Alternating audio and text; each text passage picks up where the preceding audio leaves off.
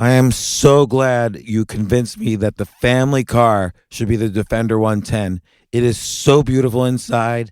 It's so comfortable and it just feels indestructible. Yes, it really is. I've been waiting a long time for the new model to come out. The Defender 110, I'm telling you, it's my favorite car of all times. It's my third one. You know, I have stories of going off road. The guy managed the group. He was like, "What are you doing in this beautiful car?" I'm like, "I'm going off road." He's like, "Are you sure? Because you can use one of ours." And then they look like Mad Max cars. I'm like, no, we're going to do this. And he was shocked. Wow. Well, it's great because the Defender has been reimagined for 21st century adventure, and its unparalleled off-road ability as well as its robust interior are invaluable whether you're headed towards uncharted territory or just a weekend of exploration. The Defender 110 tackles challenging surroundings with absolute confidence. The SUV conveys strength outside and in, featuring peerless technology like an intuitive driver display and an award-winning infotainment system. That's my favorite part, to keep you connected no matter where the journey takes you.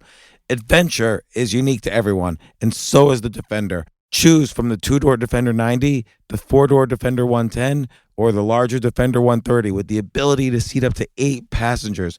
You'll find uncompromising performance in all three. So pack up and go even further with the Defender 110. Learn more at LandRoverUSA.com/Defender. Capella University is rethinking higher education. With its game-changing FlexPath learning format, you can earn your degree on your schedule and fit your education seamlessly into your life. Imagine your future differently at capella.edu. This isn't your average business podcast, and he's not your average host. This is the James Altucher Show on the Choose Yourself Network. Today on the James Altucher Show. I realized there's something there. When you commit to something every single day, you really improve a lot more than if you did it once a month or once a year.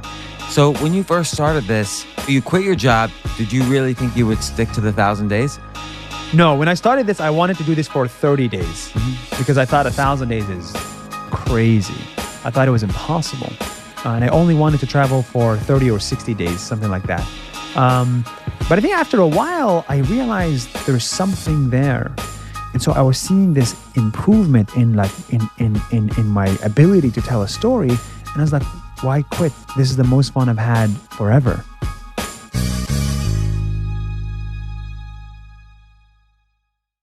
Yeah. So How did you find Nas Daily, by the way?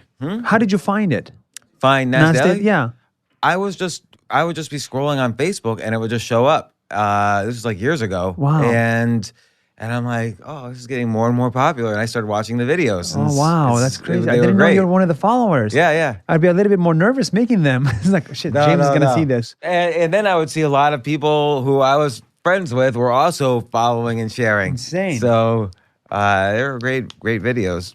Thank you, man. And then last night I had a chance to kind of review them, because I don't remember everything from 2017, 2018. But it was interesting then seeing them so many at once, the evolution. But we'll talk about that.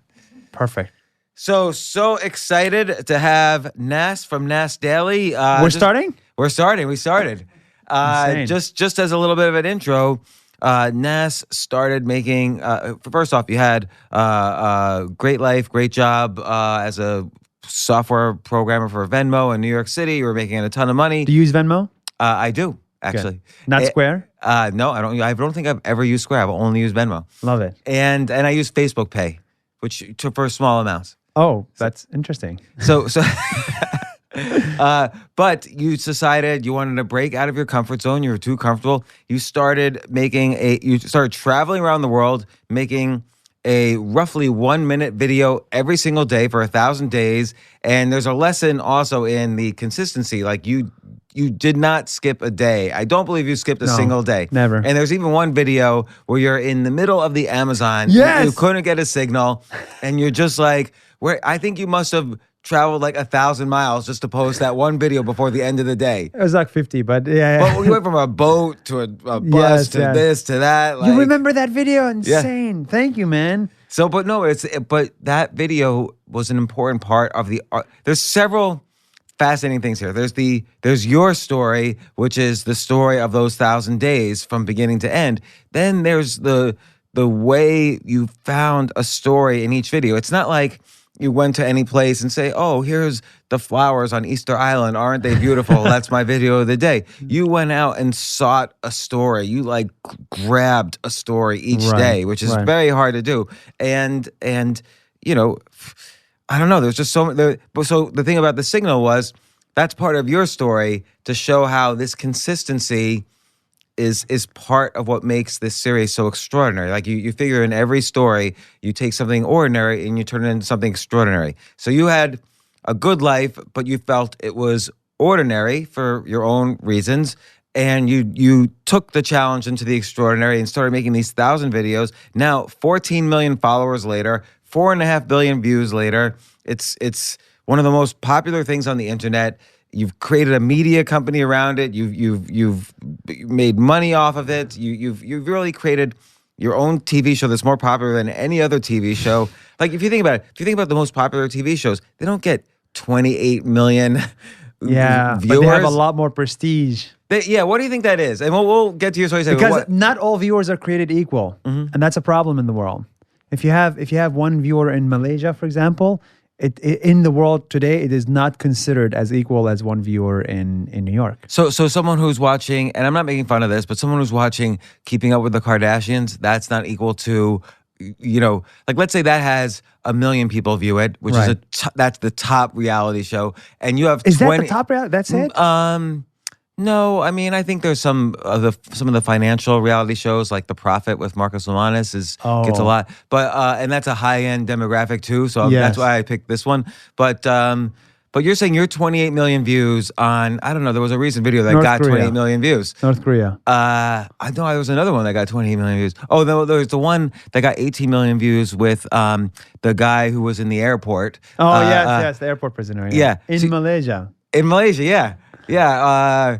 That's a great story. We'll get to that one. But you're saying those 18 million viewers are not equal to like 100,000 viewers on the average cable TV show? In the world that we live in right now, they are not. And that's disgusting.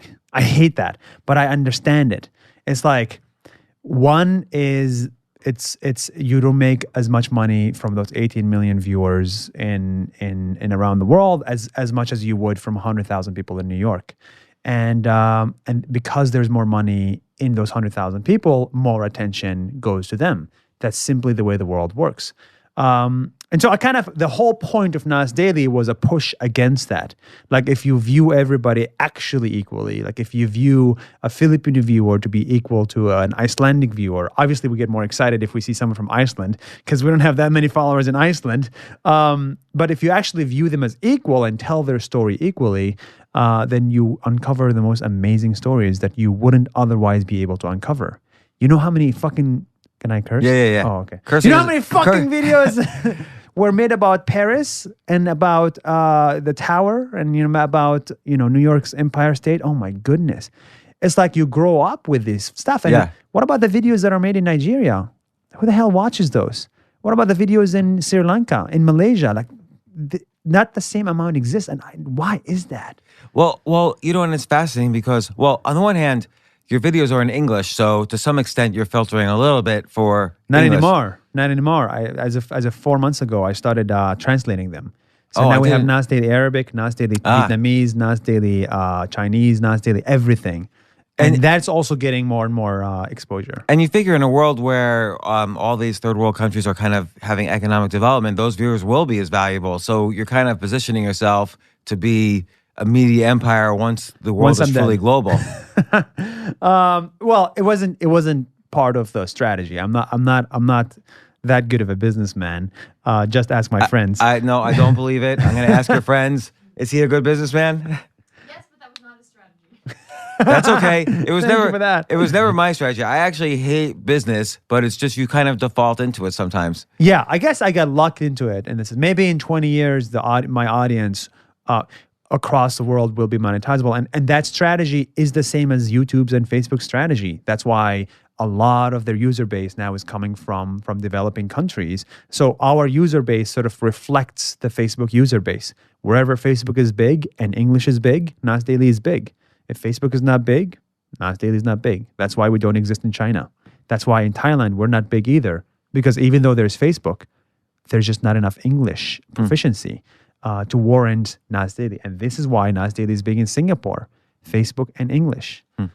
So it's a very easy way to sort of understand where your audience is going to come from based on the platform you're in. So I wanna reel back to the beginning, but first I'm gonna start with the end, where on January 5th of this past year, 2019, you hit your 1,000th day, and true to your commitment to do 1,000 days, you stopped. Were you afraid the day after that? Like, did you go into? Oh my God, this is the worst podcast mistake. Pick it up. I'm gonna pick up this phone. Make it would be funny. Yeah, that would be funny.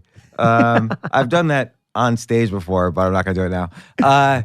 Were you the day after? Did you go into like withdrawal? Did you have like the DTs? Were you like, what do? I don't take a video of anything. Wow, And now I know you've done a video per week. Yeah. It's so hard. It's the 1,000-day commitment. But granted, I didn't commit to anything like this before I started this journey. And I remember when I started this and when it became like important in my life, I called my mom and I told her, if you die, I still have to make a video. Is that okay? And she said, it's okay.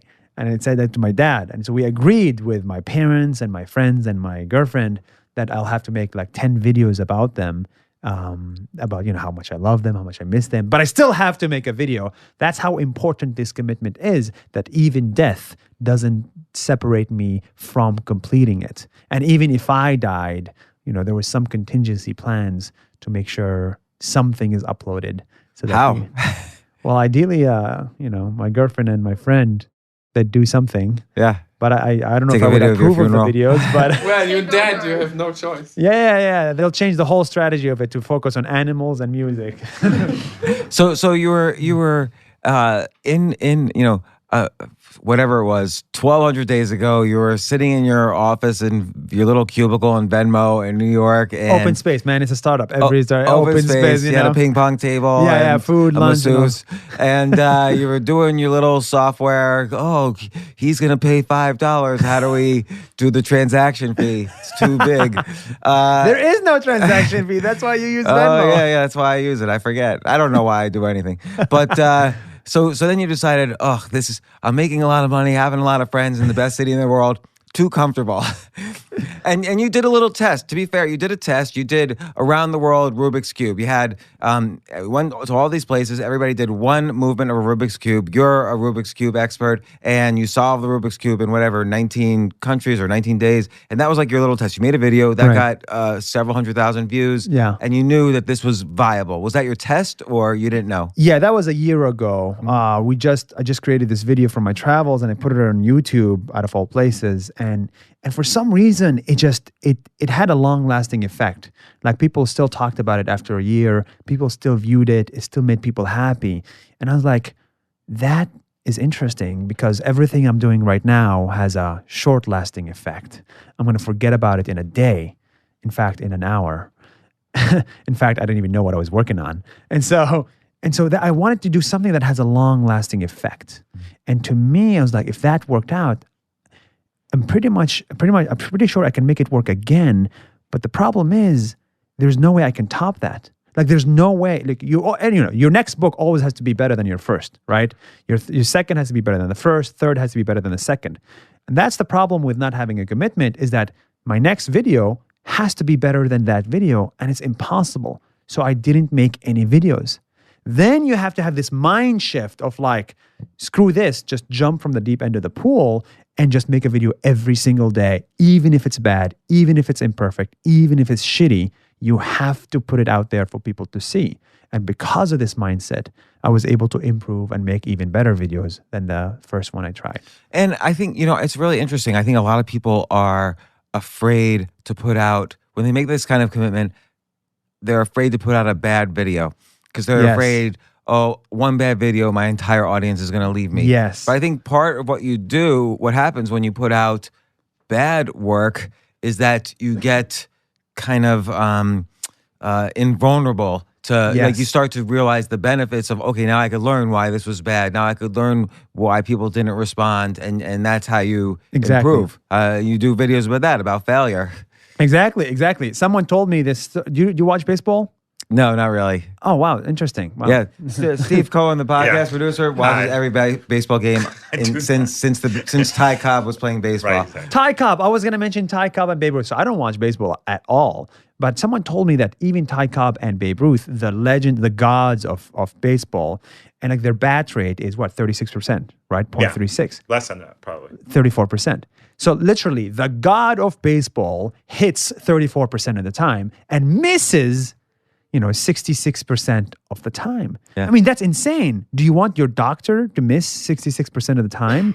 You definitely don't. And so why do we think of them as gods? Because we remember them for their amazing home runs, but we forget every bad hit that they did. And it's just same strategy. You're going to forget every single bad video that I made.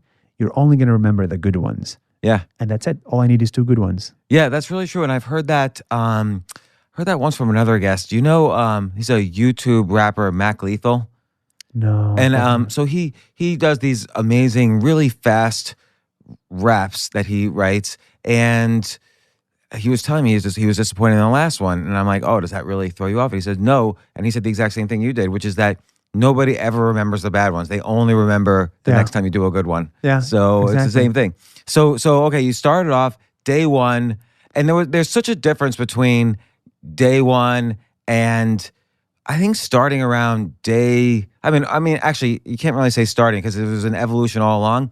But at some point, you become a lot more emotive. Like you really start to become very expressive, very much a character Right. in your videos, and you really get a really great eye for finding stories everywhere. I mean, that must have been a challenge too. Like you get into a country and you're probably anxious, like, where am I going to find the story? Where am I going to find the story? Yeah. Like, what did your day look like? Because I know every 1 minute video took you 6 hours to edit, shoot, whatever. Like, what did the day look like? So this is a good question. So when you go to a new country, you are a tourist. You're no more than that. So I know nothing about the country.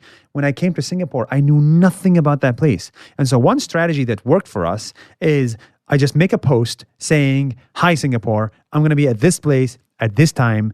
Come say hi. And then some countries, 10 people show up. Other countries, 2,000 people show up. It really depends on the country and how much they care about you and about your following.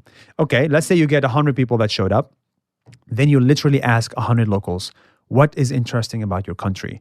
What can I see here that I cannot see anywhere else in the world? And then people say the usuals, right? Oh, make a video about our food. It's delicious. I was like, I hate that. I don't want to make that video. Make a video about our diversity. Every country is diverse. Make a video about our building. Nobody cares, And so the admission rate to make it into a story in Nas Daily, I think is like lower than Harvard's. It's like 1% or so of the ideas that we hear that ends up becoming a video because we've developed an eye for what is interesting and what is relatable and what is simply just like a dead body. And so really filtering through these stories is very, very, very important. And sometimes we take a risk. We say, I don't know how this video is going to do, but I love it. And then sometimes it does great. Sometimes it does terrible. What was a video where you didn't think it was going to do so well, but ended up doing surprisingly, amazingly well? Well, I'm gonna have to throw my friend under the bus here, but there was a video in Peru about a guy who cleaned the lake, like this Japanese scientist in Peru. He's Japanese Peruvian. He's like, I've developed a formula, and then I put this formula in my childhood lake, and my lake went from ugly to beautiful. And then we almost didn't make that video. For me, it was like a plan B, and for my friend, after we heard the story of it, Egan was like, yeah, it's boring. And then we made that video, and now that video is the number 1 video in all of Nas Daily's history. Really? How many views is that one get? 150 million views. Oh my gosh. What do you think have you ever figured out why that would get 150 million views? No, why do people care about lakes? I grew up in the Middle East. We don't have lakes. Okay, we have just sand. But And maybe so- people are so concerned about like clean water as a problem around the earth that this became like this test video of how it could be solved. But we made other videos about the environment that they didn't do as well as this. So Yeah, it was what country pretty would you shocking. do the video where Singapore. the P? Singapore. Yeah. Yeah. Like literally you have yourself drinking water just like you just did. Literally and it just starts that. off like that. And then you show how in Singapore somebody invented something that cleans the water and you could even take pee and turn it into water. Well, the country itself has no water, right? So they have to really be creative in order to get water. So part of it is one, they buy it from Malaysia at a discount. And the other one is they literally take their pee and their sewage water and they just turn it into real industrial water and drinkable water for reservoirs. And so it's kind of amazing. How many countries do you go to that have pee as their water? Zero, as far as I know. This Maybe is all why- of them. Maybe because they're all using this technology now. Actually, some of them are actually, but they've never been able to tell the story of it. Yeah. So this is part of the reason why we made that video. It's unique. So it's almost like for you, what is a story? Like when you see something, what rings in your head? This is a story. First and foremost, do I care about this? That's it. That's why we made very few videos about music. I'm not musically talented. We made few videos about food. Except for Dotan here, you made a video about. He's right in the audience. Yeah. Dotan was playing the piano in the street. You did a video about this guy who's That's travels true. around with his piano. But if you notice, it was less about his music and more about his work, his Yes. piano. But yes, so really, Nas Daily is not Al Jazeera. I don't have a responsibility to share everybody's story. I haven't made any videos about Hong Kong, for example, like Hong Kong's turmoil right now. I haven't made any videos about, I don't know, the Trump presidency, for example. I just want to make videos about things that I care about. It's called Nas Daily. And so if I care about something, I'll go to the end of the world to tell that story.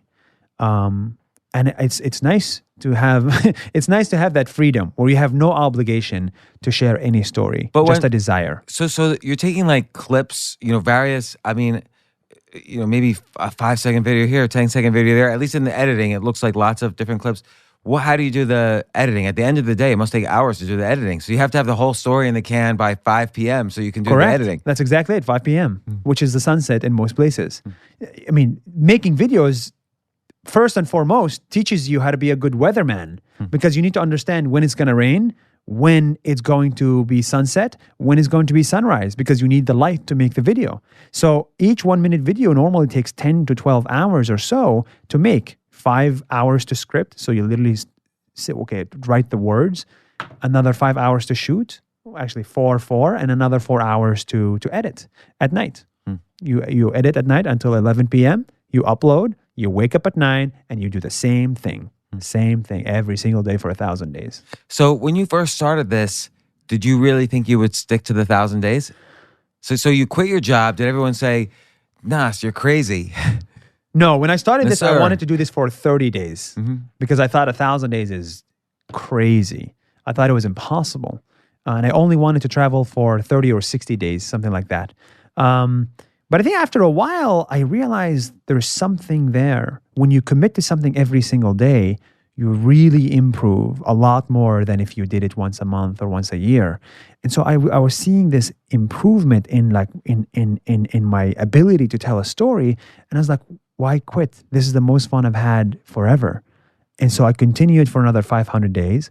And then I said, this is it. Either stop at 500 or stop at 1,000 because it's a round number. We said, let's stop at 1,000. And 1,000 days later, here I am talking to you. And then on the first day, you go out. I think it was it where was your first one? Was it Malta? I forget. Or was that the last one? I forget. Yeah, the last day 1,000 Yeah. was in Malta. Yeah. What was day one? Day one was in New York. And was here. were you starting to get nervous? Like you just quit your job and like now you're doing this crazy thing? Yes. Day one was a little bit scary in a way because, when I quit my job at Venmo, thank God for America, the minute you leave, you finish your job with no visa, you got to leave in 24 hours, okay? Which is crazy. So I finished on Friday and I left on Saturday, left the country on Saturday. I made a video saying, hey, I'm starting Nas Daily. I'm going to see you tomorrow in Kenya. And I was going to Kenya because it's a lot more exciting than New York for me at that point. Yeah. And then I called my parents on the way to the airport and I said, You quit your job. Yeah, pretty much. I don't make money anymore. And well, they said this is a passing phase. You know, you're gonna come back after 60 days and you're gonna find a job. Hopefully a job that's better and pays more and all that stuff. And every 20 days they started reminding me that it's time to start looking for a job, start looking for a source of income. But I thought there's something there. Well, after like 30, 40, 50 days, on the one hand, you're getting the creative satisfaction of doing these videos, watching your audience grow. And another thing I will say about the persistence and the consistency is that it's not like you do 30 videos and suddenly you're getting 10 million views. It was like hundreds of days Hundreds. of watching your audience grow before you probably said to yourself, "Oh, I've hit this tipping point of audience." Yes. It took me 270 days exactly. So my first ever like real crazy success was day 270, and then after that, day 400 or so, or no, day 500 or so, I started consistently getting 1 million viewers, and that happened for many reasons. The videos became better, but also my future plan for a Facebook video paid off. Facebook changed algorithms, and all of a sudden, instead of 200,000 viewers per video, I started getting 1 million viewers per videos overnight, because of algorithm change. So every time you hear about algorithm change, it's like publishers dying and people angry and, oh my goodness, this sucks. But for me, this was amazing because it showed my video to people like you, because Facebook recognized that these videos are, I guess, I don't know, worthy of share. I don't know why they did it, but because there is a message or a value behind it, something meaningful behind it. So they showed it to more and more people. And what was the algorithm change that they started favoring videos that were directly uploaded that were unique to Facebook? That was one. And the other one is called meaningful social interactions. The change was called we want to promote more meaningful social interactions. So what does that mean? You know, videos of you pranking your friends is not meaningful. Videos of you undressing is not meaningful. Videos of you saying tag your 3 friends in this are not meaningful. So, but videos that get you to think, get you to like something, get you to discuss something, write big comments, share it with friends, talk about it, that's meaningful. And so they wanted to put more and more of these videos on Facebook, and I happened to create that kind of content. How would the algorithm know? Just by studying the size of the comments and the shares, Yes. and maybe even the words in the comments? Exactly. That's exactly how they do it. Yeah. So consistency, how many people come back to your page, like how many people like open your page without seeing a video on your Facebook newsfeed. What is the length of the comment? Are there replies? Are people replying? So all these different things. Nobody really knows, but that's the guess.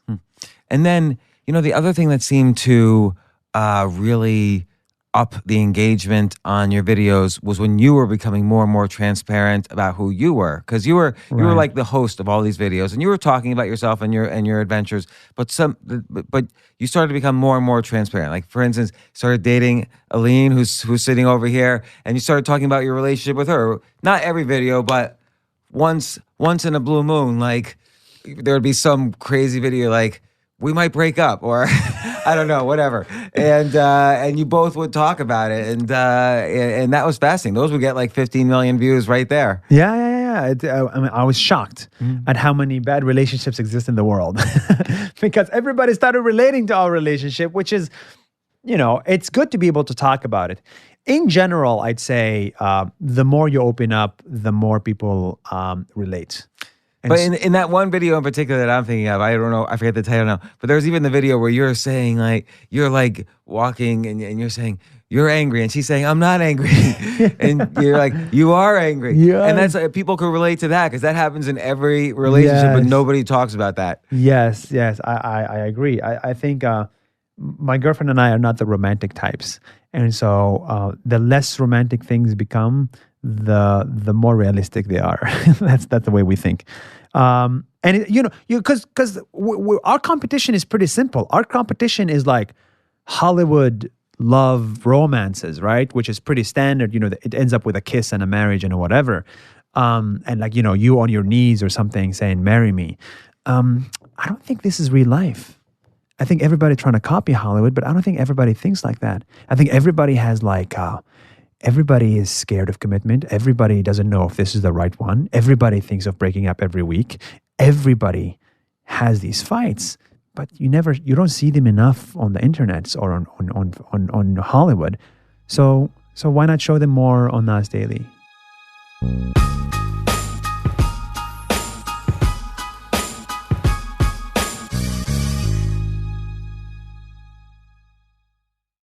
Oh my gosh, I love these clothes. Mizzen and Main. That's Mizzen and Main.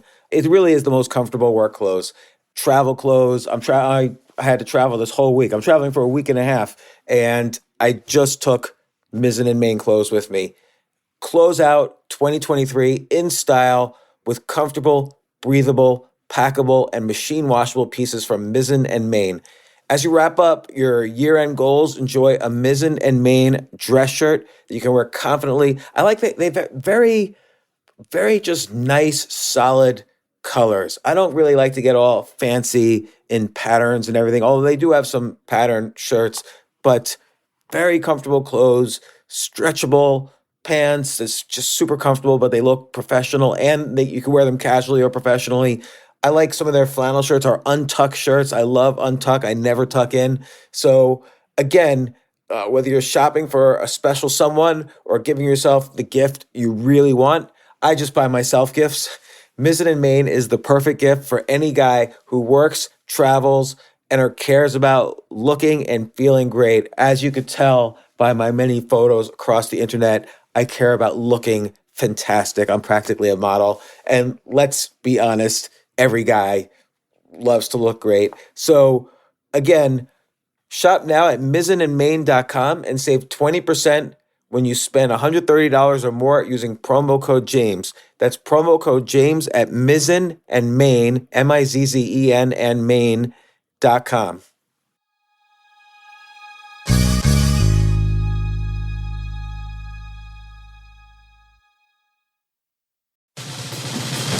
These days, we're all investors, trying to be smart with our money despite our worst impulses. But at iShares, we believe that deep down inside of every investor is a better investor.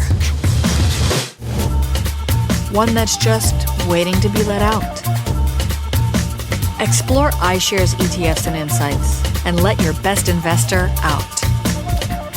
Visit iShares.com for more information. You know what I love about fantasy sports is that even though I'm not going to be a great basketball player or a baseball player or a football player or whatever, I feel like I get to participate and make decisions and use my knowledge of these different leagues or these different sports to compete. So it's like I can pick my team or I can pick my favorite players, and I could use my knowledge to make predictions and maybe even make money.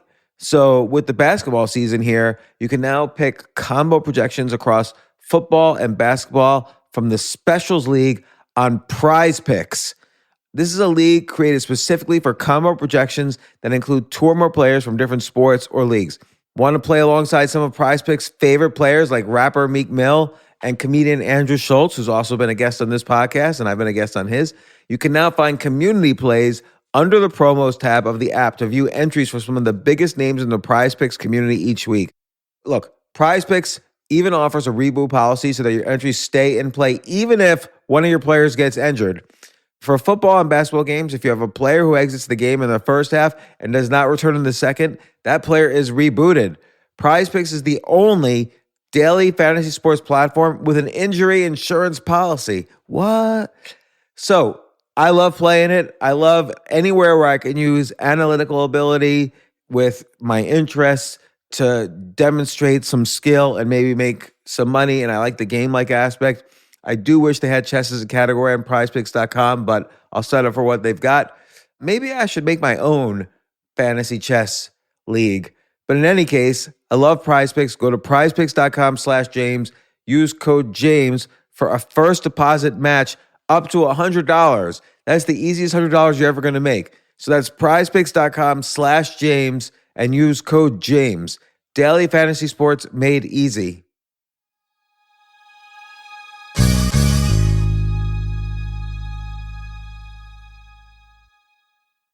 here's the interesting thing about what you just said. So you have a point of view, which is important, let's say, for most, not every, but most artistic endeavors. You have a point of view about a variety of things. And instead of just saying it to a camera, you say it via a story or real life or whatever, which I think is what makes the story, that what makes the art, is converting a point of view into a story. Right. And I think that's what you do so well throughout these 1,000 videos. And it just evolved. I don't say it was bad in the beginning and good at the end. It was good in the beginning and just kept evolving. Right. And it seems like you were learning about yourself through this process. Yes. The whole point, when you start everything in the world, you kind of start with a facade. Like it becomes like, this is the best version of what I like, or this is the best version of me. But slowly, as this becomes your life, as you do it every day, you start realizing my online presence should match my offline presence. So me offline should be the same as me online. And so I think so we have this process of trying to make those two worlds mirror each other, so that when you meet me offline, you don't say, oh, wow, Nas Daily has a lot less energy than on the videos or something like. So there are some things that I have offline that I haven't shared online yet, which is hopefully one day I get to, just purge everything out. But it really makes the first 5 videos are the hardest, but then after a while, people just say, get used to this. Oh, Nas, yeah, he's the guy that says whatever the fuck is on his mind. And so it becomes less offensive and more, oh, it's an opinion. That's interesting. I'll listen to it. So the first 5 times you do it be really, really the hardest times. But after that, I started talking about religion and Israel and Palestine left and right. And I don't give a shit. It's like, it's awesome to be able to put yourself out there and nobody tries to stop you in a way. Yeah, and you talk about the Israel-Palestine thing a bit in your book. By the way, I should have mentioned in the beginning. I'll redo an intro and say, but you also just came out with a book, Around the World in 60 Seconds: The Nas Daily Journey, 1,000 Days, 64 Countries, One Beautiful Planet, by Nasser Nas Yassin. Did I say your name right? Nasser. No, Yassin? sire. Like yes, No, sire. No, sire. No, sire. / Nas Yassin.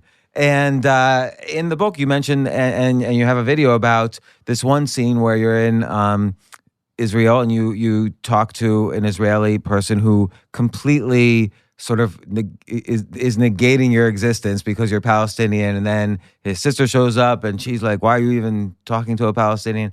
And it took you a few weeks to put that video up. I think I don't know if you were touring or whatever, but it took you a few weeks to put that video up. So you do comment on this without making it a central focus of what you were doing. And I think you even got some criticism for not making it a central focus, although I am on your side of like the planet was your focus. So rather than this situation that's obviously very important to you, but there's lots of important issues. So, but it was very, very interesting video and story in the book.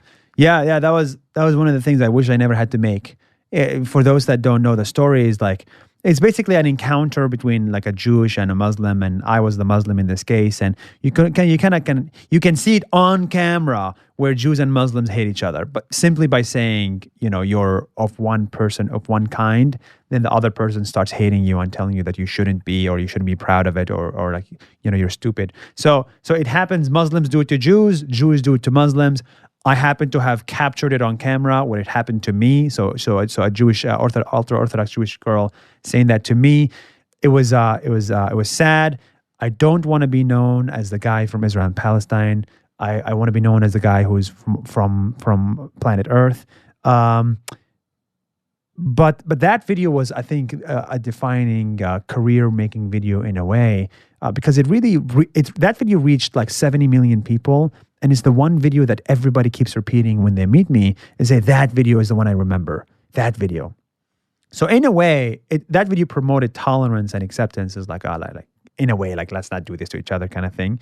And I'm glad it happened, but I hope I don't have to do it again. But, it's interesting. It reached 70 million people. Do you ever get the urge to let your audience, or how did you resist the urge to let your audience start dictating what types of videos you should do? Because then the urge would be, yes. Okay, let's go to another high-stakes racial, political moment and do a video about it. Well, at the end of the day, you do have to be data-driven. At the end of the day, you do want to make videos that resonate with people, right? That's success. So I do notice sometimes the audience does push me in directions that I'm okay for the ride. I'll join for the ride, right? Like environmentalism, okay? Environmentalism does super well on Facebook. And I'm like, that's fine. Let's make more of these videos because these videos actually do make the world better at the end of the day. And I do agree with them, right? But there's some videos that are like, that are the divisive, the ones that are sensitive, the ones where it pits one group next to another. Those videos do pretty well as well. But those are the ones you say, okay, I'm not fine. We probably shouldn't do that. And also at the end of the day, if you show boobs and asses on a video, it'll get some views, right? So that's obviously another urge you always have to resist, to not show women or men, but mostly women, in a sexual manner. You can show a woman on the beach, that's fine. We're not like crazy conservative, but you shouldn't do it in a sexual manner, in a way to make someone a sexual object, because that really does do well. But so you have to resist the urge in a way. And so again, like 1,000 days, along the way, you're changing. Your role in the videos are changing. Like, it's almost like in the beginning you had a much more conversational tone, but then later on you were like, more angry "Hey, tone. it's Nas," and you started like. I love how it's one of the best surprises of my day is that you've been following this journey. I had no idea. Yeah, at first, I'm so happy. I mean, years ago, at first I was like, "Oh, these videos are good," and I seem to see them every day. Like I didn't know the story at all, and they're good and they're short. So to your point, a minute, 2 minutes, they're easy to watch, and he's really creating a show. Like so many people get obsessed with Hollywood. Like, how am I going to pitch a show to the blah blah blah channel that has 30,000 viewers on any particular half hour, and you were getting like 10, 15, 20 million views on a video. You really created your own TV network practically. In a way, though I do have to end this with a sad note. At the end of the day, people like me, even when we have this stuff, we're still going back to the networks to like pitch shows and to be on TV, because man, I hate it. I wish I didn't have to do this, but for some reason there is a little bit of like Anthony Bourdain. Like he didn't get 1 million. He probably got like 20 million views for each of his shows, and so that kind of level of reach. I'm noticing that even Facebook has some of its limits. Like I go meet people and they say, "Oh yeah, I make videos, 20 million, 4 billion views," expecting them to have seen it. And I was like a cocky kind of guy. That's a cockiness. And they're like, "Who are you?" They're like, "I have never seen any of your videos." And I'm like, that's a reminder that the world is in silos, right? All of China doesn't know Nas Daily. And apparently there's some audience in the United States that is not on Facebook yet. So I still want to, in the truth of open transparency, I still want to try to reach those people through a book. This is why we made the book. I want to reach the older audience, and also maybe through TV shows in the future, because really this message does need to reach everybody. Right, but at the same time, when you're creating your own show on Facebook, you get to choose completely your content. You don't have to pitch. To make a TV show, as you probably know by now, you have to pitch an agent, and then you have to convince a production company, and then you, the agent and the production company, have to go to maybe 20 networks, and you have to convince the low-level people there, who then, for your category, you have to convince the head of alternative programming, and then he has to convince the head of content, who has to convince the CEO. Insane. And then at any point, if any one of these people just switches jobs, you're done. Like you have to start from scratch. Man, the way you stole it, it makes it look impossible to get those shows. It's very hard, I think. Well, that is a little bit depressing. But yeah, anyway, you're right. Again, then the alternative thing is, here's what you should do. You should just make videos, put them on Facebook or YouTube or whatever, get 20 million views. One of them will be the executive producer of that channel, of that network, and you'll just get to the top by finding that executive while he's pooping and scrolling his Facebook. And then you pop up and you're like, "Hey, what's up, man? I'm with you in your most private areas and your most private times. And I have this instant connection to you." And that's it. That's all you need to get a show. I like your description of why you use Facebook instead of YouTube. You do? Yeah, which is basically because Facebook has community, and YouTube, YouTube there's community also, but it's much more, it's much more about Celebrity community kind on Facebook. The man, so I've been testing out YouTube, and everybody talks about YouTube. So I tested it out a little bit. I'm testing it to see, okay, what is the engagement? What are the comments? What is it? I am yet to get a single YouTube comment on one of my videos that I think has value. All the comments that I'm reading, and maybe I'm not reading the right comments, are like people trying to be funny, people trying to say jokes, people trying to point out, stupid things. And it's like, there's no, and everybody's a username, right? So Casanova Love 1993 is commenting. Saddam Hussein is commenting. And it's like, you don't know who's who because you can make a fake name. But on Facebook, it's like, I see the comments and it's like real stories, real people, real profile pictures, real jobs, real countries. And they say things that makes me think. And this is why I really love Facebook. It's interesting. It reminds me of, so Peter Thiel has written how when you start a business, it should be a monopoly. You really don't want to compete because you want profits, and you'll get the most profits if you're a monopoly. So I asked him, well, Facebook, when Facebook started, there was MySpace, there was Friendster, there was all these social media companies around, and he's like, no. And he's just very, interesting the way he talks. And I'm like, well, how was Facebook a monopoly? And he says, Facebook was the only social network with confirmed identity. So, and that really made the difference. That is interesting. Yeah. Confirmed identity is exactly what I love. In fact, this through Facebook, this is how I was able to find my girlfriend, right? Because the confirmed identity, she was able to see my profile. I was able to see her profile. What? Not a catfish. There's no catfishing on Facebook. Right, because she made a comment. She wanted to show you around, and you looked her up, and of course, like any guy, and you said, "Oh, she's pretty." No. I fell in love with the way she wrote. She's prettier on the inside, even. I write in a very funny way, full of weird sentence structures and capital letters. So beyond the looks which millions of girls have, there's the odd writing style which is useful. I've never met a woman that capitalizes everything she says. So you capitalized every word because you implied that in the book. Actually, you capitalized every word. If you go to my conversations with close friends, everything is capitalized. Back and forth, even just hello, how are you? When are you visiting me? Everything is capitalized. Also, another signal that I found was she said, "Oh, you went to North Korea. I want to go to North Korea so badly."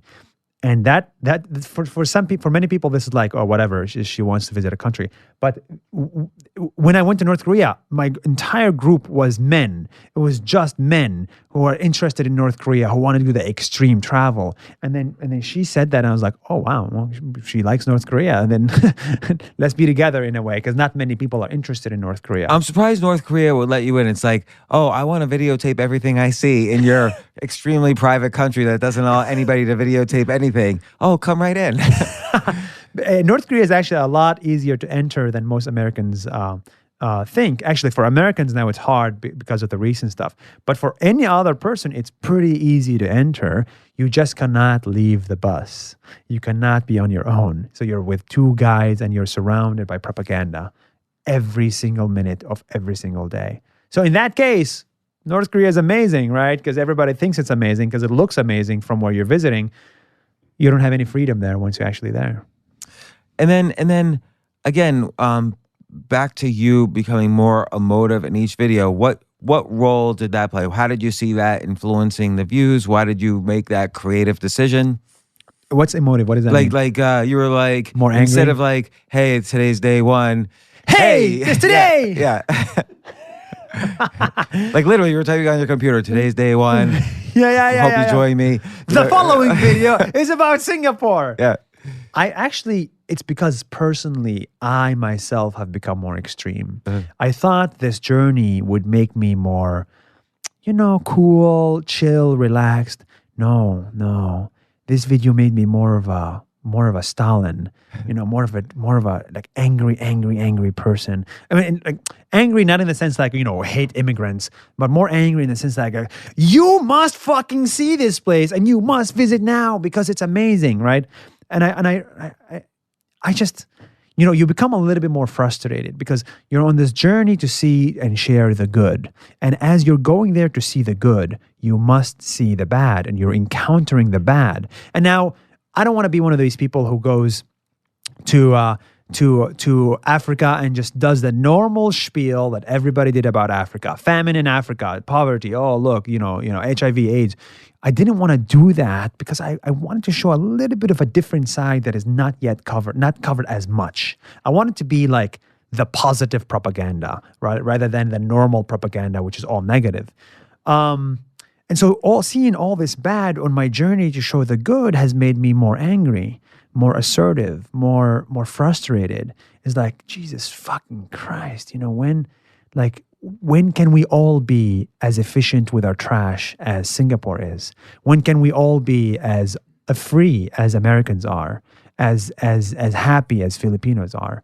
And so it's like desire for more is the reason why I became more assertive. And also, I think you started to see, and I don't know when you started to see this, but you started to see that your videos could affect change. So you say the 28 million views on a video might not be as valuable in some kind of cost benefit analysis as 100,000 views for the Kardashians. Yeah. But in terms of affecting change, correct, still each person's a real person. So a great example is the Malaysian guy. Correct. Maybe you describe that story. So he's a Syrian refugee who was stuck in an airport in Malaysia. He didn't have anywhere to go because weird loophole, but he doesn't have a passport. He doesn't want to join the army. He doesn't want to go to Syria. So he was stuck. He cannot enter Malaysia and he cannot leave it. Right. So he was working in the UAE. He was drafted into the Syrian army, right? So he kind of had to. His UAE visa was up. He couldn't renew it because they knew he was drafted in the Syrian embassy. So he went to Malaysia and he couldn't leave there because they would have thrown him in jail or detention camp. And so why didn't they just arrest him in the airport? Because he didn't enter technically you can't, right? Because that's not Malaysia, right? I think the minute you enter immigration is when it's I see. Right? You're stuck in the terminal, right? So you're kind of no man's land. Yeah. So that's where he was for 6 months. And his passport was taken away. So he had nothing. He had nothing and nowhere to go and nobody to talk to. Pretty much. But what he did have is Twitter. Mm-hmm. So he went on his Twitter, he went on his Instagram, and he started sharing the story of what's happening to him every day. He had around 10, 20,000 followers. He got a little bit of media from Vice and BBC, but it was articles. Then we came and made that big video. And to our surprise, a lot of people in Malaysia use Facebook. And a lot of people around the world use Facebook and in Canada. And so we made that video saying, look at this guy. He's in a terrible situation. We need to, something needs to happen to get him out of that airport. We all hate airports after 1 hour. Well, he was there for 6 months. 6 months. And it's fascinating to see how he learned to live in the airport. He was just living underneath an escalator, right? And then on this mat. So that's also one of the hardest videos to make because I'm not allowed inside Malaysia. So I cannot go and film him. So I had to send my friend Aegon. And so Aegon went from Singapore to Malaysia, went into the terminal, shot him discreetly. And then 2 hours later, he got a flight out back to Singapore. And I just shot the face shots in Singapore. Bam, we put it together in the same day and we launched it. So it was kind of like one of our, we like to be proud of it, but actually it made a lot of people angry. So after the video launched, he went to jail. He disappeared for a while, right? He was posting daily on Twitter for a while, and then suddenly nothing. Did you feel a little did I get him in trouble? Because the Malaysian authorities were not happy of this negative publicity around it. They didn't like the fact that part of it is also I'm Israeli, so I'm Palestinian Israeli, but I'm still an Israeli passport holder. So they didn't like that either, and so he went to jail because he was causing them too much trouble. And we're not the only ones. We just happen to be the biggest video about him. But there's some of a BBC and Vice and all that stuff.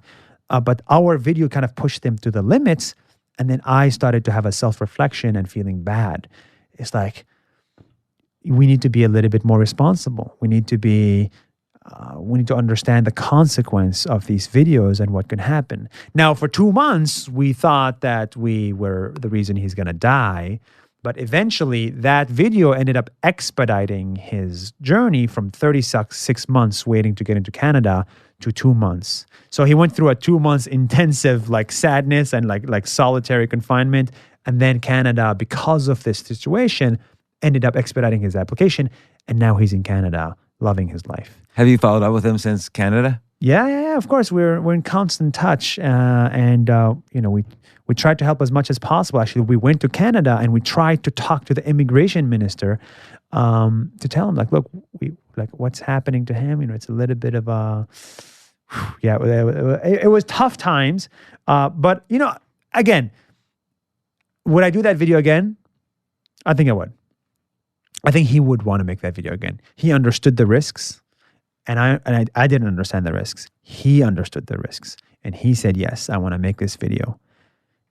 And you can't have something good without going through the bad, I guess. Right. And what other videos do you think affected change as much? Or not even as much? People say, that's the thing, right? It's like, if I move this bottle from here to here, someone can come and say, this changed my life. This movement changed my life. Now, it's up to you to decide if that is truly a life-changing event. So my videos were good. I don't know if they changed people's lives, but you get those emails that said, because of your videos, and now I'm still alive. Now I'm back with my boyfriend or my girlfriend. So in a way, this change is happening across the world in the millions. People quit their jobs, people do things, people, all this stuff. But can I quantify it? Can I say my videos changed 50 people's lives? I cannot, and I cannot claim to have. I know the videos changed some people's lives that we made videos about, like a person in Sri Lanka who got a lot more business because of our video. A university, we made a video about a university. For 10 years, they had 5,000 students. After our video, we told the story of them. They got 15,000 students within a month because of the exposure. So, what's the University of the People? Of the People. Yeah, I love you, James. That is incredible.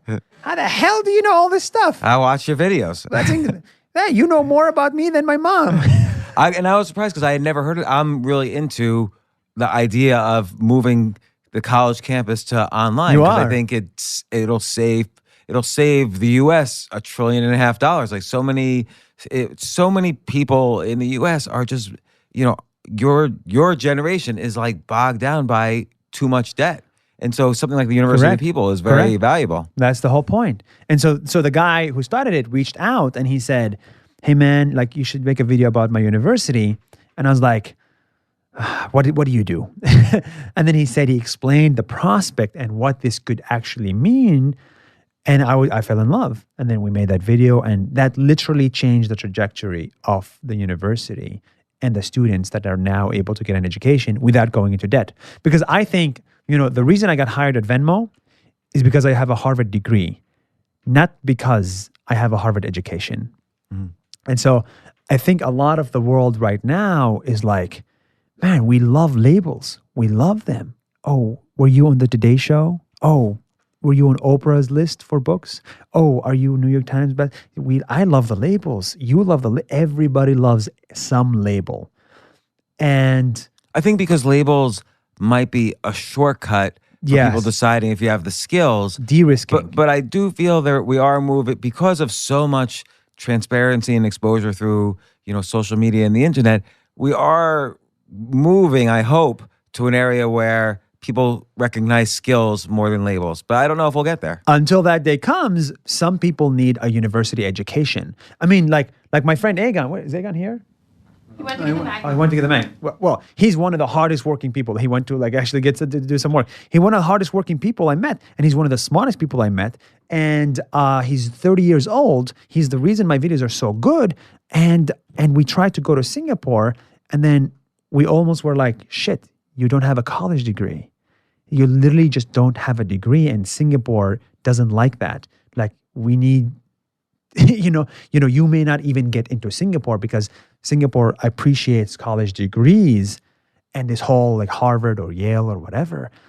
And it's like, what the fuck is this world? It's like no one shouldn't be allowed to apply for a job because they don't have a college degree, because they can have a better college education in real life than anyone else at Harvard. Yeah, think about if someone just watches. I was thinking this just yesterday, actually, while thinking about this podcast. Think about if someone just watches your 1,000 videos. That's like a college degree. And Or gets the book, reads the book. I'm not even trying to pander to the videos here, but you go through so many countries and problems and issues and solutions and how to come up with solutions, and just the concept that you yourself could go out and create something that had never existed before, rather than being chosen to do this. You did it on your own. You know, that in a sense is what you would hope for in a college education. But the interesting thing is, I invited several of my daughters to this podcast, and I said, take the day off from school, and they all had to go to school. How many daughters do you have? I have 4 daughters and a son. Oh, very good. So, I've invited tens of my daughters. dozens from my harem. So very cool. But they all went to high school instead because they were all worried about getting into college. Insane. Yeah. Insane. So this is why I like University of the People, is because it gives you the education that you need, but it also gives you a degree. So you can use that as a springboard to do crazier, better, bigger things. Without a degree, the job, your boss will never look at you as an applicant. Right, but think about you, right? The degree was good for one thing, getting you a job at Venmo, which you quit. Other things. Other things. But yes, you're right. The degree... Like you'll never use the degree again, really. Yes. And I've always had this moral problem with it because, you know, I was wearing this Harvard t-shirt and going around New York and Boston and around the world and be like, yeah, I'm a Harvard student, you know, like deriving respect from the Harvard brand. But then I asked myself, did I build the Harvard brand, or am I using the success of the alumni of Harvard to make people think of me better? Because the minute I wear it, they say, oh, you're like Obama, right? Or like you're like Mark Zuckerberg, right? You both went to Harvard. And so I'm using Zuckerberg's success to get respect from people that I meet on the street. That's ridiculous. And I also use the Harvard brand to get my job and to get a lot of things in my life.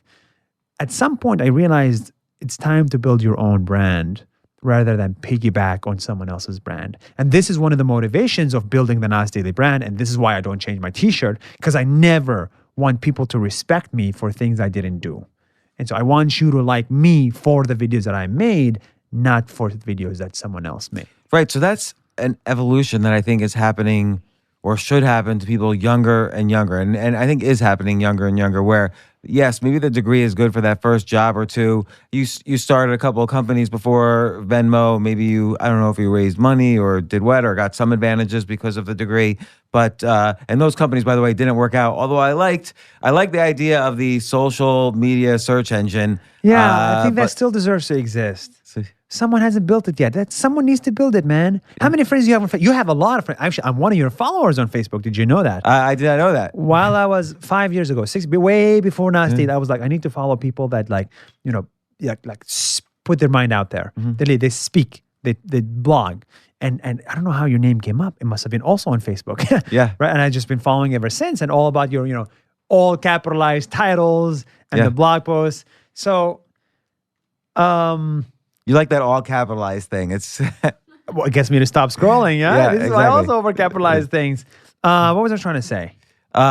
Just that the social media search engine, I have lots of... How many friends do you have? I think you have like 5,000 friends, I have right? 5,000 you have the limit. friends, yeah. And then on between, not as much as you now, of course, but between public page and private page, maybe 400,000 followers, something like that. Amazing. But if you look at your personal friends, right? I have 3,000, you have 5,000. Like, how many of your friends are software engineers? You don't know. You can only remember 2 of them on top of your mind. How many of your friends live in New York? You have a party, okay? Invite your friends that are in New York. How many can you remember? 10. Yeah. And then 50 of them are your Facebook friends, but they don't know. You need that search engine. Someone needs to build it. Facebook had graph search. Graph search was that. I was using it when I was traveling. I would type in pianists that live in Amsterdam. I love that. And then they canceled it. They canceled it, yeah. It really pissed Because me of off. privacy issues? Why did they cancel that? I think it's because it gives you too much power over the platform. Yeah. I guess once they canceled it, you had to pay to reach those people, so it was a moneymaker for them. Well, maybe that's one of them, yeah. Because now you can make an ad and say, I want people in Amsterdam who play the piano. Yeah. I guess more of a business use now than a personal use. I think that's why organic reach went way down on Facebook, because it became much more lucrative for them. Now I have to pay for that reach. That I cannot agree with you, James. I'm sorry. I cannot. Okay, tell me. Look. I'm the most biased person you'll talk to about this topic. And you're the expert. I guess I use Facebook for 1,000 days every day, right? I mean, no, meeting the people, like I met the leadership at Facebook, and I'm like, I look at them in the eyes, and I don't see, like, I feel like I have a good people radar. I don't see like ill will. I don't see profit maximizing. I don't see, like, it's like you, okay. So it's as if you now coming to me and say, oh, did you start Nas Daily to make money? And I'd be like, no, James, you out of all people know that, like, these stories are bigger than money. The vision is bigger than, and we need to really reach everybody in the world rather than make as much money in the world.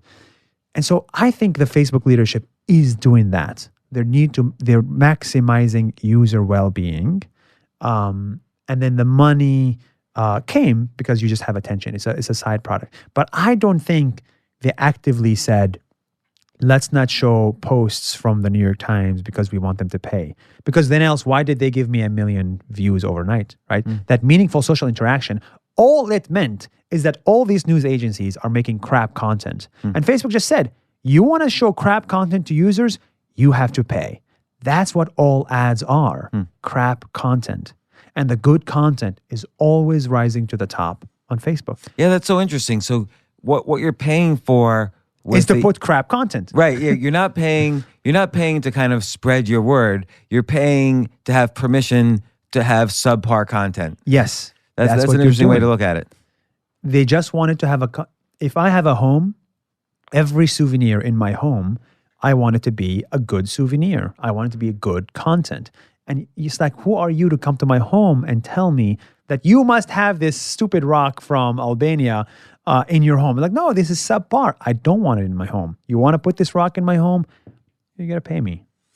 So, but it's interesting. What another thing you just said there that was interesting was that kind of the making money is a side effect or a byproduct. And I think if you create anything of quality, at some point there reaches a point where you have to make money just to support this creation of quality that you're making, and B, you might as well make a living at it. Other people are allowed to make a living working for other people who are building huge things. Why can't you do it? So, and I love the section in the book, just in general, I love the idea that transparency I knew you'd talk about that section. Transparency buys freedom to some extent. Transparency buys audience, but not so directly. But it buys you the freedom to be able to talk about these topics that are often taboo. Right. And you're so transparent throughout the videos, but then you're transparent in the book.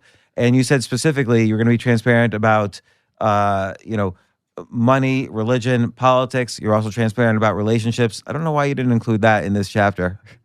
Because someone said there's 3 things we don't talk about in the United States: money, religion, and politics. And so I remember that line from 10 years ago. And I should have, I should have said money, religion, politics, sex. That's what I should have done. That's funny. For the next book. Yeah, next book. We could do a book all about relationships. Well, actually, your latest video about the friendship zone is very much, it's not about sex, but it's about,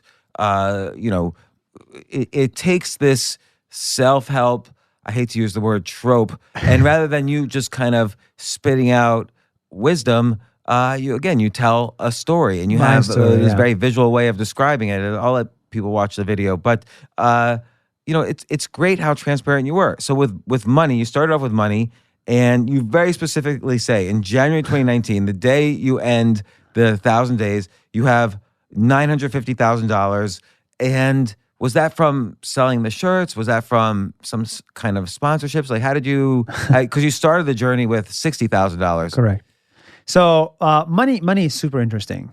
One of the websites I was helping my friend build was called Naked Salaries, and the whole idea is that you sign up and then you tell the world how much you're making. And so back then I signed up. I said Venmo, software engineer, 120. I don't give a fuck. Everybody should know the numbers. But I mean, the numbers are not to be like it's not, so when I had that money, I was transparent with it, and so it only makes sense to be consistent. So when you have more money, you're also transparent with it. The way Nas Daily made money, and I'll tell you what, anyone with 14 million followers on YouTube has $10 million. The way I think of it is like, money is a guaranteed side effect if you have attention. So if you optimize for money, you will lose attention. If you optimize for attention, you will get money. And so we started this video. That's a great quote. Thank you. So I started this journey so I wanted to save enough money to live in New York for a year without a job. That was $40,000 in cash, $20,000 in 401k. For me, that was enough to live for 1 year and find out a different job, a different life in 1 year. That's how much I trust myself with to find a different job. And then I realized, shit, this money can go 10 years in Kenya rather than 1 year in New York. So I escaped, right? So in a way, now you're traveling and I'm actually saving money by traveling because I'm not paying $1,600 in rent. I'm paying $10 for a hostel.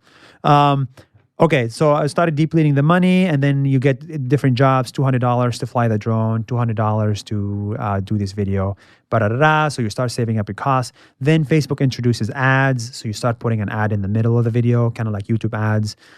You start making $2,000 a month from that, enough to cover your costs. And I'm the kind of guy who I don't need more than $10 a day. Like when I was traveling, to just like food and like I don't change I don't buy clothes. I don't buy anything. I don't like materialism.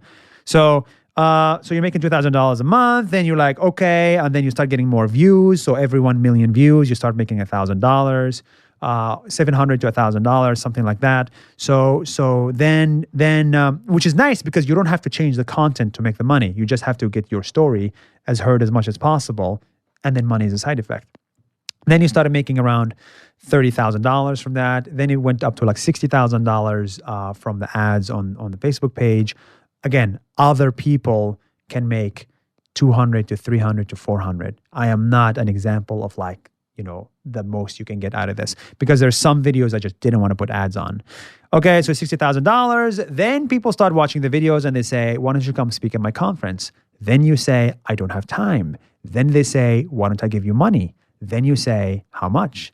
Then they say, 20,000. Then you say, hell yeah. Then the next, someone says, I'll give you 20,000. You say, okay, that's my price. Then someone says, I'm going to give you 40,000. That's my price. Whenever someone gives you more money, that's the new price. And then speaking engagements become part of your sort of income. And that's sort of how personally I was able to make money and get to the 960. But then after that, we started making a company now with my friends. The company is it's like a studio. We make videos for other companies. And it's the same thing. Someone sees our videos. They say, I want a video like that. And then I say, okay, how much do you want to pay? They say $5K. I said, that's the price. Then $20K. That's the price. So then you start making money. And so we started making $2 to $3 million a year from the company to make videos for other people, and nothing has changed. The same happiness I had when I had, $2K in the bank as a college student is the same that I have now. The same clothing, the same everything. Just, I guess, what else has improved? Just hotel in New York. Yeah, just the hotel. And even that, New York hotels are so expensive. No, and hotels, what has improved since we had money? Less stress. Like, it's more like the lack of something, like the lack of stress that comes with, oh, should I buy this? Can I buy this? And what if I miss my flight? I can't pay for a new flight. Yeah, so less stress. I think now people who work for us, that's the biggest change. People, yeah. We have people working, that's a big difference. Being able, but that's also a source of stress. Yeah, but probably, less than before. Different kind of stress. Being able to pay other people's salaries is good. I think the most noticeable change I've noticed since I had this money is now I go to restaurants and I order 2 entrees instead of 1. Bam! Because I feel like, I want to taste this meal a little bit, but I don't want to pay for it. So now I just buy 2 entrees. Right, doesn't matter. That's it. So, but it's interesting though. I think in part of that, the philosophy comes down from optimizing. You don't optimize for money to get attention. I think there's a danger of spending attention to get money when you optimize too much for money. And if you always keep firm with the optimizing for attention, I think the money is a good byproduct. It's like an automatic byproduct. Like you say, people will call you and they're begging you to take their money to do a speaking engagement or make a video or put an ad in. And it's not selling out as long as you're optimizing for attention, as long as Exactly. you're sticking to your point of view and your message and so on. It's an incredible equilibrium where you don't have to. Now, the only thing I've actually sold in this entire journey is now I'm pushing really hard to sell the books because actually this one, I don't get that much money from it. Actually, 90% of the proceeds go to all the middlemen and all that stuff because this one actually has a good message that needs to be pushed forward. The t-shirts, I tried selling them for a little bit and I was like, man, what the hell are you doing? You're like a t-shirt salesman now. You're like selling t-shirts. Oh, medium or large? What do you want? It's like, no, I don't want to be a t-shirt salesman. So I don't push it anymore. I have my own t-shirt. Look, Oh, cool. the James Altucher Show. All right, how much you sell it for? I don't sell it. We've been debating it though, but now after you say that, maybe not. Yeah, you shouldn't. You should. So I even wrote my list of 10 ideas for today is the 10 things I've learned from you. I'm gonna see if there's anything that I've missed here. I think actually, and we talked about this, but I think the idea of that a 1 minute video could take you 6 hours to create. People underestimate that. 10 to 12. Yeah. So people don't realize how hard it is to be committed to creating something good. Correct. And you've seen it. Like you had a big chunk of your day each day. It wasn't like you were traveling around like, hey, this is great. I'm on the pyramids. See me now. Yeah. The shorter the video, the harder it is to make, which is very counterintuitive. I believe it because we're doing this in a stand-up club. The tighter the one-liners are harder to write. That one-liner jokes are harder to write than like a whole story joke. Exactly. Imagine if we had to summarize this whole conversation to like 3 minutes. Yeah. What the hell are we going to say? I would focus on consistency, transparency, and that's what I would focus on. But there's so many other things. Right? Yeah. And I think also that would you cut the money part? We would cut the money part, right? And then you have to say, oh, do I cut this That's part? the best part. You can't cut the money. Do we you cut can't cut the money part, but I would be incentivized to cut it because really I'm interested in. I guess what am I interested in? I'm interested in the artistic part, which is how does one do what you did and create such a large following because the quality is so great. And then there's the idea that you chose this path and it was probably scary at first and you ended up creating your own life as opposed to just showing up for work at Venmo every day. So that's such a critical lesson. And again, it relates to the university discussion. Like people don't have to follow that normal path. If they're willing to do these other things like persistency and consistency and transparency and putting in the 10 hours to 1 minute ratio, they're going to be able to create the life they want, but not many people are willing to do that. Yeah, I concur. And so Nas from Nas Daily, Around the World in 60 Seconds.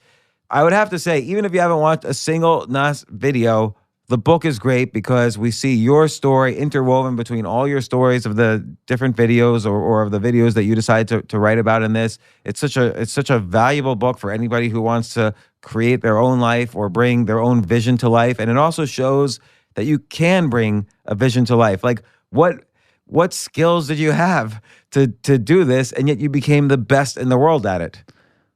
I believe in jumping in the pool from the deep end of the pool. I believe in jumping from the deep side. And in the process, you learned the skills. It wasn't like you had this amazing talent to be like this TV host. Maybe you did, or this video host, but you could see throughout the 1,000 videos. You evolved, your relationships evolved. Yeah. I just love the transparency. Whenever my favorites were always whenever you and Aileen were on camera talking about your relationship. That's funny. And like I would say to my wife, "Hey, look at this. They look at what they're doing." And, do you have the same problems? Well, some of them, but it's just funny that you were kind of arguing during the video. So let me ask you this: how many years have you been married? Less than one. Less than one. Yeah. Okay. How many days? Your argument is moved. We just had our 1 year anniversary of our first date because we got married very quickly. So we were only dating for a few weeks and then we got married. Why did you have to get married then? We wanted to. Why? That's it. Well, she had 3 kids, I have 2 kids. So it's a way of kind of like, there's a nice thing of bringing a family together. and I'm 51 years old. You kind of are a different place in your life then. You sort of know what you want and what you value, and it was a little easier to make the decision. Oh, amazing. So- I mean, I was going to ask you, how many months were good? How many months were bad? All the months have been good. Wow, incredible. It's that first year still. So yeah, you first know. year. Michelle Obama said she was married to Barack Obama for 20 years or so. She said, what, if half of them were good, No, it was way lower. It if was, third of them were good, then you have a good marriage. Wow, so that's like a baseball player. yeah. Full circle, man. Yeah. Well, again, Ness, I really appreciate it. I hope you come on again. I know Thank you, you're man. on your book tour now. You got to do what you got to do. Around the world in 60 seconds. The Nass Daily Journey, 1,000 days, 64 countries, beautiful planet, one beautiful planet. No, sir. No, sire. Nass Yassin, Yassin. Thanks so much for coming on the James, podcast. it's an honor. Great to meet you in person after Yeah, same so here. many years of friendship. Excellent. Thank you. Thank you.